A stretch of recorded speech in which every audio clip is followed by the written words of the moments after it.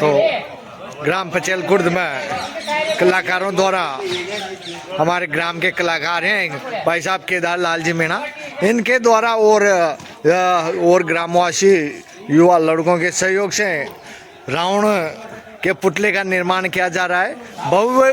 बहुत ही भव्य रूप से रावण के पुतले का निर्माण होगा और इसका दहन किया जाएगा। लगभग ये 32 फुट का विकराल रूप के अनुसार इसको बनाया जा रहा है। तो नमस्कार, आपका शुभ नाम? मेरा नाम केदार लाल मीणा है सर। तो सर, ये जो आपके द्वारा रावण का निर्माण किया जा रहा है, तो कितने फुट का निर्माण है और किस प्रकार आप काल्पनिक आधार पर इसको? अब ये तो पहले बनाते थे, अब बहुत दिनों बाद अब बना रहे हैं। आज ये जो गांव वाले घर हैं तो ये करीब 25 से 30 फुट का करीब बनेगा। 25 से 30 फुट का। हाँ। तो फिर इसको शाम को खड़ा करने के बाद में फिर क्या किया जाएगा इसका? इसका देखो फिर जहाँ क्या देंगे, राम लक्ष्मण सीता जी के सब वगैरह की, है ना, और सब ग्रामवासी वहीं रहेंगे और इसमें आतिशबाजी भी होगी, थोड़ा तरीका से होगा काम। आतिशबाजी के साथ इसको दहन किया जाएगा।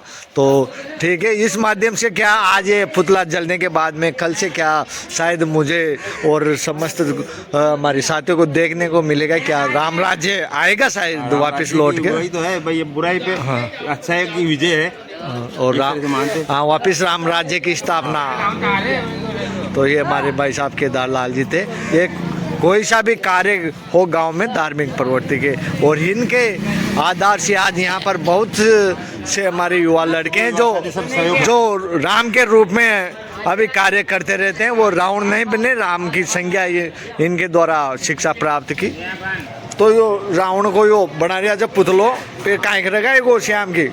इसको जलाएंगे, इसको जलाएंगे। हाँ। तो फिर जलाने के बाद इसका दहन करेंगे। अच्छा। हाँ। अच्छा, फिर इसकी अस्थियों को क्या है अस्थियों को तो ले जाएंगे कहाँ?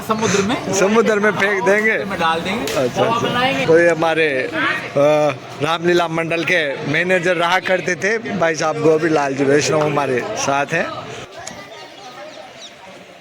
अब आगे की जानकारी लेते हैं और इनके बाद में ये अपनी कला को इनकी कला का भविष्य यहाँ के कौन से युवा को ये देखे जाएंगे, इनसे आगे की जानकारी लेते हैं। सर, आपकी जो आगे की ये कला है, इसकी सौगात और आपके अनुपस्थिति में आज जब हम नहीं रहेंगे तो है यहाँ 10-20 कलाकार। अच्छा। उन बच्चों को सिखा के जाएंगे साहब, ताकि ये परंपरा चलती रहे हमारे पचलकुंड में। हाँ, कुल मिला के यहाँ रावण को रहने नहीं दोगे आप? तो रावण को यही रखेंगे और हर वर्ष की बात है, इसको हम यही रखेंगे, यही मारते रहेंगे। इससे पहले हमारे गांव में कई वर्षों तक मारुति हाड़ौती रामलीला की मंडल की ओर से इन कलाकारों के द्वारा यहाँ पर आयोजन होता था। हाँ, इनकी महत्वपूर्ण भूमिका और देन रही है, जो यहाँ के कोई भी युवाओं में आज हमें रावण जैसे लक्षण नज़र नहीं आते हैं। इनकी देन है जो आज राम जैसे यहाँ पर हमारे साथ युवा मौजूद है और इस गांव में कोई भी विपरीत लक्षण नज़र नहीं आती है यहाँ के युवाओं में। ऐसी इनकी भूमिका रही है और इसी बीच में आगे की जानकारी हम हमारे साथी। तो सर, आगे की जानकारी आप? मैं आज के दिन सभी भारतवासियों को, पूरे राजस्थान वासियों को, मेरे ग्राम पचलकुंड के वासियों को, युवा साथियों को, नौजवान साथियों को विजयदशमी के इस पावन पर्व पर बहुत बहुत बधाई देता हूँ, शुभकामनाएं देता हूँ।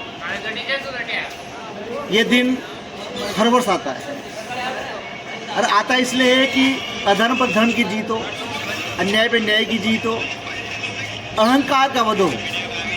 मुख्य रूप से रावण बहुत ज्ञानी थे, बहुत महान थे, बलशाली थे और उनमें इतना अहंकार था। उस अहंकार की वजह से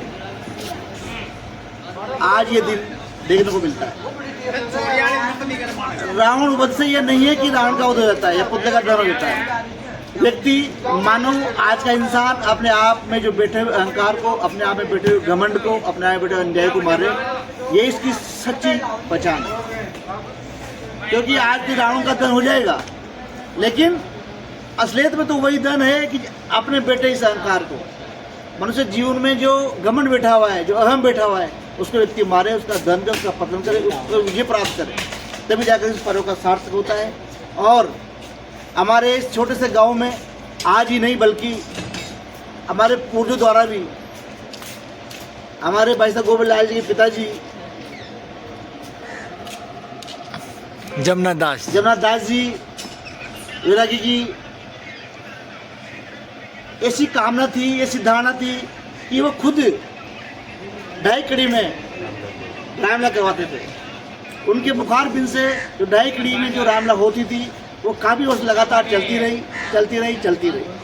और ये वही वजह है कि आज यहाँ के युवा, यहाँ के नौजवान साथी आज अन्याय की ओर नहीं जाते हैं, उनमें राम के गुण देखने को मिलते हैं। यहाँ हमारे गांव में शराब का कोई वो नहीं है, दुर्व्यसन नहीं है। इस तरह से अगर व्यक्ति में, गांव में अगर धर्म की भावना रहे तो मेरा मानना है कि गांव के युवा साथी भी धर्म की ओर बढ़ेंगे, अच्छाई की ओर बढ़ेंगे, इसमें कोई दो राय नहीं है। तो मैं पुनः सभी को बहुत बहुत बधाई देता हूँ और इनसे आशा करता हूँ कि ये हर वर्ष इस तरह के आयोजन करते रहें और सभी जो पीछे के जो युवा हैं वो आगे बढ़ें और आगे बढ़ने के साथ साथ ये अच्छे से अच्छे आयोजन करें। इनको मैं यही पढ़ाता हूँ और आपके चैनल को भी धन्यवाद देना चाहूँगा कि आप इस छोटे से गाँव की छोटी छोटी समस्याओं को आगे बढ़ाते रहें, इस तरह आयोजन आगे बढ़ाते रहें।